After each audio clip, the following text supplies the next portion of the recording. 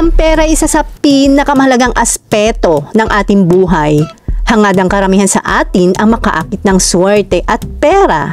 Ang mundo ay tumatakbo gamit ang pera at lahat ay gustong makamit ito. Ang pera ay dumarating sa mga nakakaalam ng halaga nito at ang mga paraan upang maakit ito. Kung walang pera, walang katapusan ang mga problema sa buhay.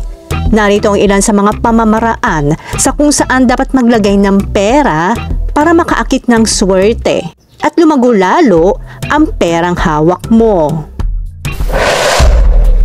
Maglagay ng mga lumang barya sa pintuan at sa loob ng mga poste ng pundasyon. Ito ay gawin habang nagpapatuyo ka ng bagong bahay. Magbaon ng ilang lumang piso sa semento sa pintuan bago ito tumigas at matuyo. Ang ritual na ito ay naglalayong magdala ng kayamanan at tagumpay sa pamilyang maninirahan sa tahanan. Maaari ka ring mag-iwan ng impresyon ng barya sa iyong pintuan upang hikayatin ang patuloy na daloy ng kayamanan. Paglalagay ng mga barya sa money plant. Ito ay pinaniniwalaan na kung maglalagay ka ng mga barya sa lupa bago ang pagtatanim ng isang money plant, tiyak na makakaakit ka ng pera at makakita ng pagpapabuti sa iyong sitwasyon sa pananalapi. Iminumungkahi din itong gawin kung nais mong tanggapin ang kaligayahan at kapayapaan sa iyong bahay. Maaari rin itong gawin sa iba pang maswerteng halaman gaya ng snake plant, jade plant at bamboo plant.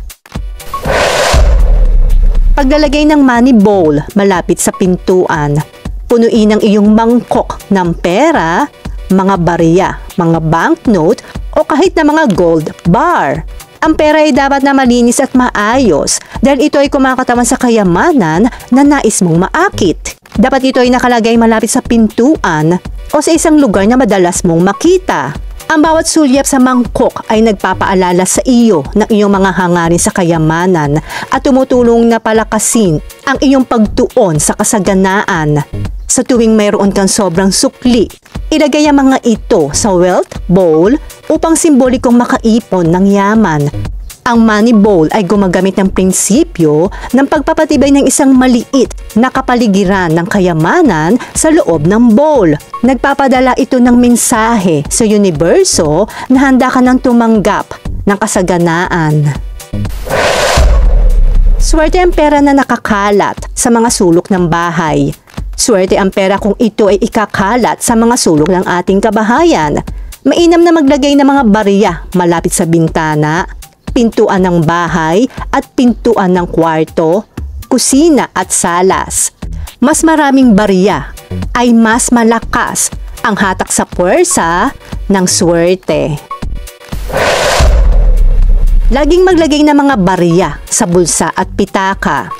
May hatid ding swerte ang mga barya, kaya palagi ka dapat mayroon nito sa iyong bulsa at pitaka.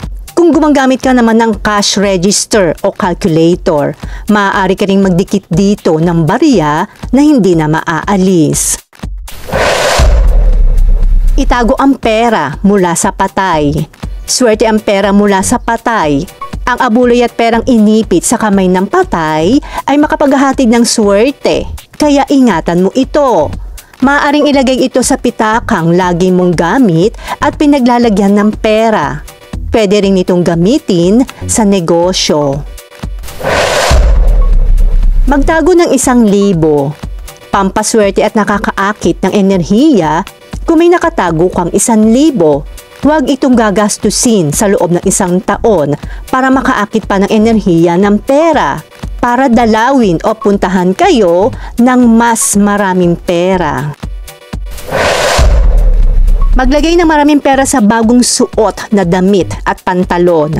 Kapag isinuot mo sa kauna-unahang pagkakataon ang iyong bagong damit o pantalon, maglagay ka ng maraming pera sa kanang bulsa. Ito ay para hindi ka maubusan ng pera. Maglagay ng pera at barya sa bagong bag at pitaka. Ugaliing maglagay ng pera o kaya ay barya sa bago mong nabiling bag at wallet at huwag mong gastusin ito. Ayon sa paniniwala, ang perang ilalagay mo sa bago mong wallet o bag ay magsisilbing panghatak ng swerte. Tiyaking meron kang pera sa iyong bulsa sa iyong kaarawan. Tulad ng sa bisperas ng bagong taon, sinasabing sa iyong kaarawan ay dapat magkaroon ka ng pera. At hindi lamang upang mabili ang iyong sarili ng mga regalo, ngunit dahil nakakatulong ito sa iyo na makaakit ng pera. Itago sa ampaw ang unang kinitang pera sa iyong tindahan.